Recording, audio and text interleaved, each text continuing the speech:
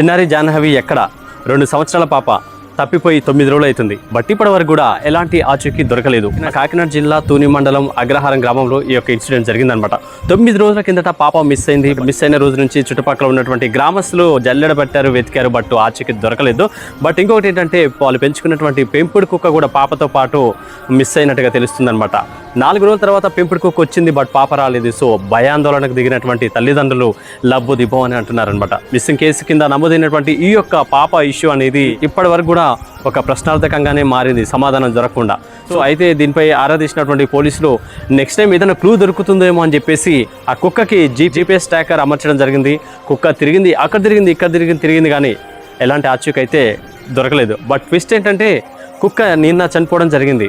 మరి కుక్క ఎందుకు చనిపోయింది, మరి ఎవరైనా కావాలని ఏమైనా మందు గట్ల పెట్టి చంపారా, లేదంటే ఒకే ఒక్క ఆధారంగా ఉన్నటువంటి ఈ యొక్క కుక్కను చంపితే బయటపడతాం, ఎలాంటి డౌట్స్ రాకుండా తప్పించుకోవచ్చు, ఎస్కేప్ అవ్వచ్చు అని చెప్పేసి ఆ కోణంలో గట్ట ఎవరైనా కావాలని చేశారా అనేటువంటి కోణాలు మాత్రం ప్రశ్నార్థకంగా మిగిలాయన్నమాట. ఆ కుక్కనైతే పోస్ట్ మార్టం కోసం ఆసుపత్రికి పంపించారు. చూడాలి ఈ కేసుపై, ఈ ఇష్యూపై స్పందించినటువంటి AP deputy CM Pawan Kalyan గారు కొన్ని ప్రత్యేక బృందాలను ఏర్పరచడం జరిగింది.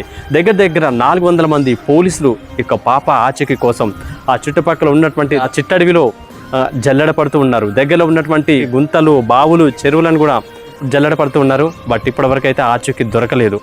ఏంటో ఏమో తెలీదు. కొన్ని ప్రత్యేకమైనటువంటి బృందాలు మాత్రం డే అండ్ నైట్ కష్టపడుతూ ఉన్నారు.